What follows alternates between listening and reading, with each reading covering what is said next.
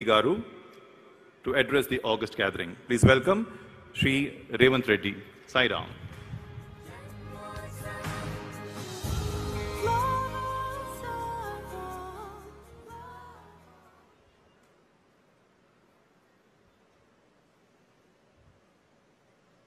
ఈ పవిత్ర నేల మీద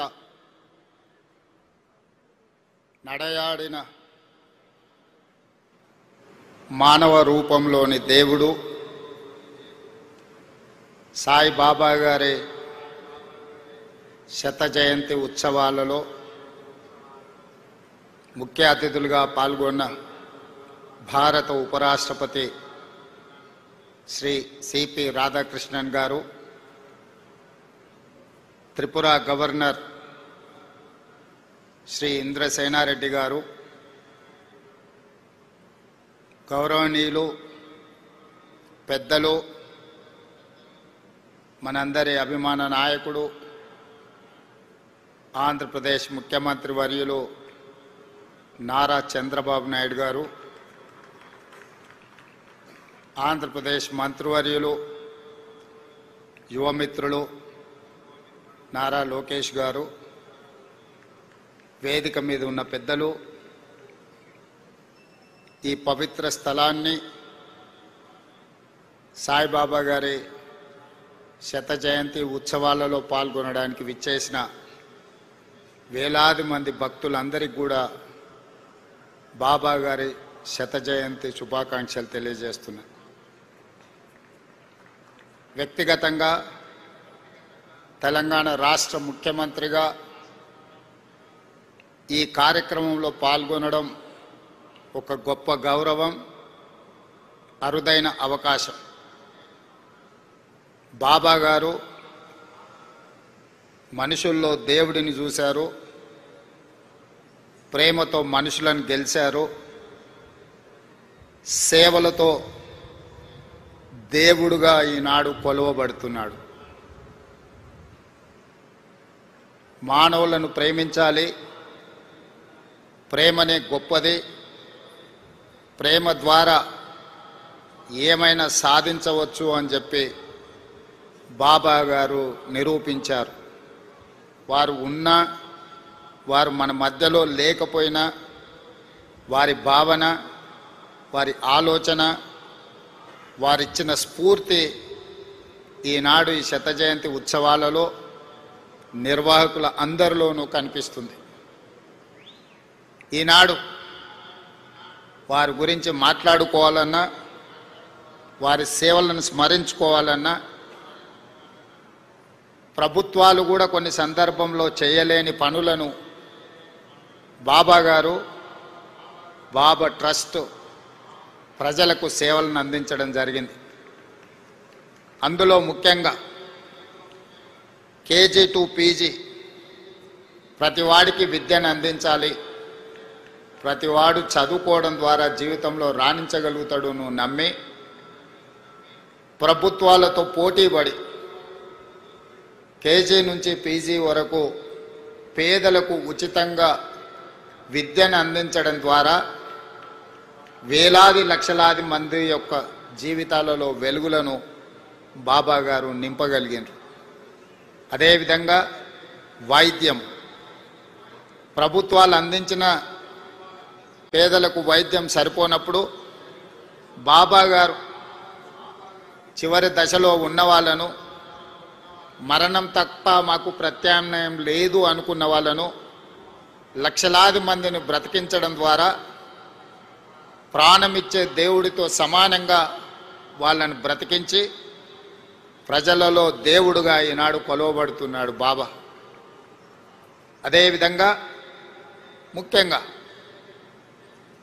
పాలమూరు లాంటి వలస జిల్లాలు కరువు కాటకాలతో కునారిల్లుతున్న అనంతపూర్ లాంటి ప్రాంతాలకు ఆనాడు చంద్రబాబు నాయుడు గారు ముఖ్యమంత్రి ఉన్నప్పుడు ప్రభుత్వాలే తాగునీటిని ఏర్పాటు చేయలేని సందర్భంలో బాబా ట్రస్ట్ ద్వారా నా సొంత జిల్లా అయిన పాలమూరులో ప్రజల యొక్క దాహార్తిని తీర్చడమే కాదు, ఈ పుట్టపర్తి ప్రాంతం ఉన్న అనంతపూర్ జిల్లాకు కూడా ప్రత్యేకంగా తాగునీటి వసతులను ఏర్పాటు చేయడమే కాకుండా తెలంగాణ ఆంధ్రప్రదేశ్ ప్రాంతాలే కాదు, తమిళనాడు కూడా తాగునీటి సమస్యను పరిష్కరించడానికి బాబా తన సేవలను విస్తృతపరిచి ఈనాడు వారు మనందరి మనసుల్లో దేవుడుగా శాశ్వతమైన స్థానాన్ని ఏర్పాటు చేసుకున్నారు. మానవ సేవ, మాధవ సేవ అని బోధించడమే కాదు, సంపూర్ణంగా నమ్మి విశ్వసించి అమలు చేయడం ద్వారా విద్య, వైద్యము, తాగునీటి సమస్యల్ని పరిష్కరించడమే కాకుండా ప్రపంచంలో కోట్లాది మంది అగమ్య గోచరంగా ఉన్నప్పుడు వాళ్ళకు ఒక స్పష్టతను ఇచ్చి జీవితంలో ఒక లక్ష్యాన్ని చేరడానికి అవసరమైన స్థైర్యాన్ని అందించి ఈనాడు ఈ తెలుగు రాష్ట్రాల్లోనే కాదు, భారతదేశ సరిహద్దులు దాటి 140 దేశాలలో ఈనాడు బాబా గారికి భక్తులు ఉండడమే కాకుండా వారి సేవలను విస్తరించి ఈరోజు మానవాళికి సేవలు అందిస్తున్నారు బాబా ట్రస్టుకు సంబంధించిన పెద్దలందరూ.